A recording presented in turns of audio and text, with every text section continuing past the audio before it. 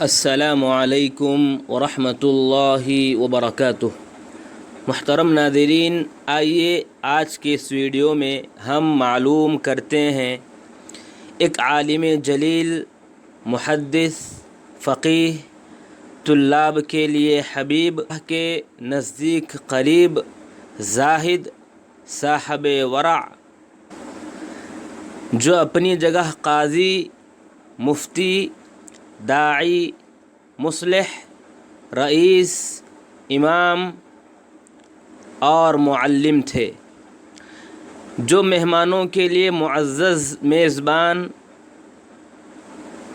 یتیموں پر دست شفقت، بیواؤں پر ملجأ رحمت، مساکین کے لیے مرجع و مطعم اور بھلے امور میں قائد، علم والوں کے لیے اسوہ اور عمل کرنے والوں کے لیے نمونہ تھے، جن کے ہاتھوں ایک بڑی تعداد تربیت پائی، جن میں خیر و برکت خوب بھری ہوئی ہے، جن کا ہاتھ محاضرات، ندوات اور اختیار موضوعات میں بھرپور رہا ہے، جن کے ذریعے سے بہت سی کتابیں، بہت سے رسائل، بہت سے مقالات نے علمی دنیا میں جنم لیا ہے، جن کا احصاء کرنا مشکل امر ہے۔ آپ کی زندگی کیا ہی بہترین، خوشگوار اور عظیم زندگی ہے کہ جس کا کوئی پل بھی بیکار اور ضائع نہ ہوا۔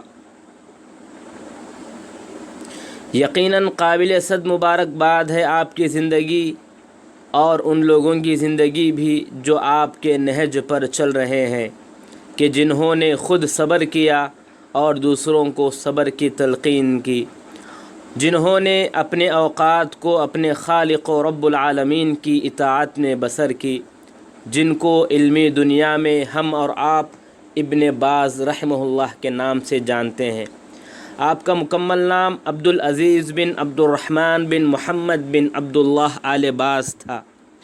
آپ ریاض میں 1330 ہجری میں پیدا ہوئے۔ ایام دراسہ کے وقت آپ کی بصارت موجود تھی اور آپ نے بچپن ہی سے تعلیم حاصل کرنے کا آغاز کر لیا تھا۔ بالغ ہونے سے پہلے ہی الحمدللہ حافظ قرآن ہو چکے تھے۔ آپ کی بصارت 1340/6 میں کچھ کمزور ہوئی، کیونکہ آپ کی آنکھوں میں ایک قسم کی بیماری آ گئی تھی۔ پھر 1350 میں آتے آتے آپ کی بصارت مکمل طور پر ختم ہو گئی۔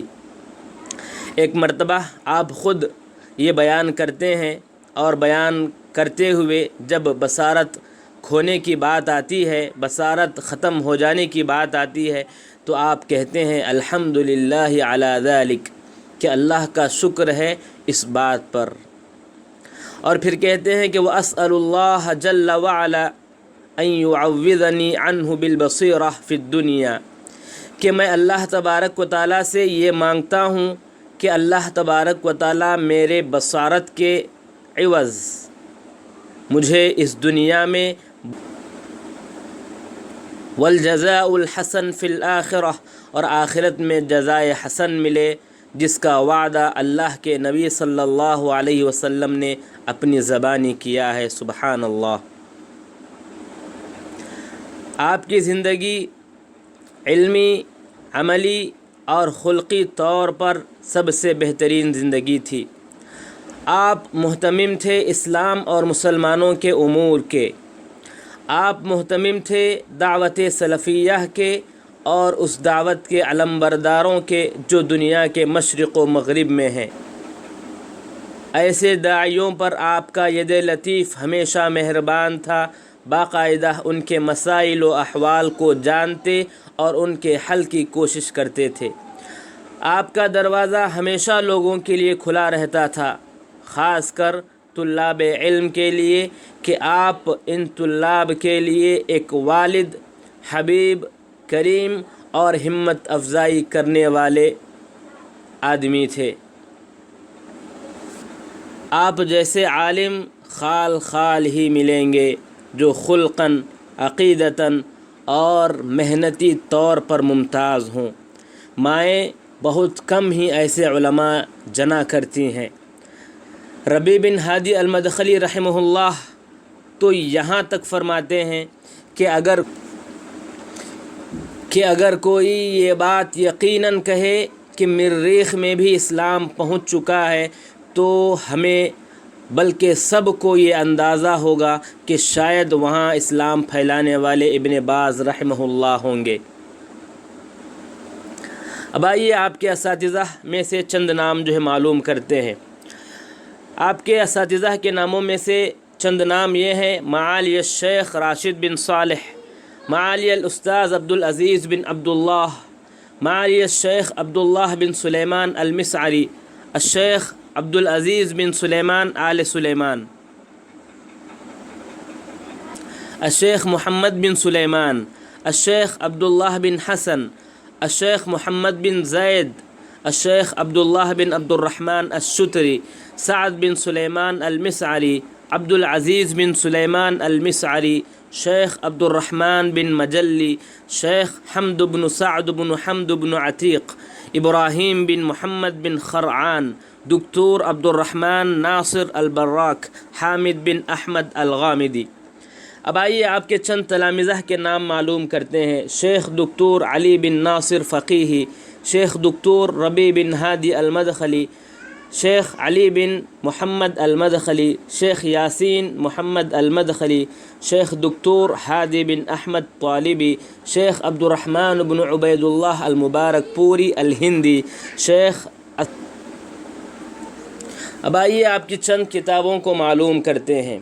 آپ کے پاس اتنی ذمہ داریاں تھیں کہ آپ کو جو وقت نہیں ملتا تھا، اس کے باوجود بھی آپ ایک عالم اور داعی ہونے کے ناطے آپ نے کئی کتابوں کو ہمارے لیے چھوڑا اور ان مسائل پر چھوڑا جو امت کے لیے بہت ہی اہم مسائل ہیں۔ مجموع فتاوی 30 جلدوں میں، جس میں توحید، نماز، زکوٰۃ، حج، علم، تفسیر، حدیث، دعوت الی اللہ اور کتاب البیوع کے چند جو ہے مباحث ہیں۔ الفوائد الجلیہ فی المباحث الفرضیہ، توضیح المناسک، التحذیر من البدع، اس میں جو ہے خاص کر تین جو ہے بدعات کا ذکر کیا: میلاد النبی، لیلہ اسراء و معراج، لیلہ النصف من الشعبان، وتکذیب الرؤیا المزعومہ من خادم الحجرہ النبویہ المسمى شیخ احمد۔ رسالتان موجزتان في الصيام والزكاة، العقيدة الصحيحة، وجوب العمل بالسنة وكفر من أنكرها، الدعوة إلى الله وأخلاق الدعاة، وجوب تحكيم ما شرع الله، حكم السفور والحجاب ونكاح الصغار، نقد القومية العربية، الجواب المفيد في حكم التصوير، الشيخ محمد بن عبد الوهاب دعوته وسيرته، 3 رسائل في الصلاة، كيفية صلاة النبي صلى الله عليه وسلم، وجوب أداء الصلاة في جماعة، أين يضع المصلي يديه حين الرفع من الركوع، حكم الإسلام في من طعن في القرآن أو في رسول الله صلى الله عليه وسلم، حاشية على فتح الباري إلى كتاب الحج، رسالة الأدلة النقلية والحسية على جريان الشمس وسكون الأرض وإمكان الصعود إلى الكواكب، الجهاد في سبيل الله، الدروس المهمة لعامة الأمة۔ اب آئیے آپ کے مناسب کے بارے میں بات کرتے ہیں۔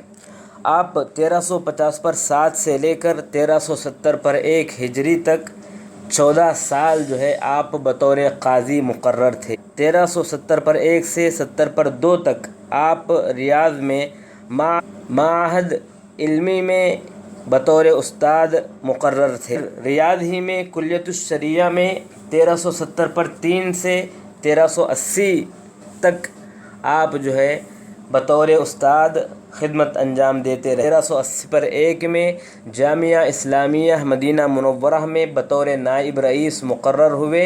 پھر جب رئیس کا انتقال ہوا تو 1390 سے لے کر 1395 تک 5 سال جامعہ اسلامیہ مدینہ منورہ کے رئیس رہے، اور اس کے بعد آپ تا حیات جو ہے خدمتیں انجام دیتے ہی رہے، یعنی مجالس یا جو ادارے مشہور بڑے بڑے جو ادارے تھے ان کے آپ صدر کی حیثیت سے مقرر تھے۔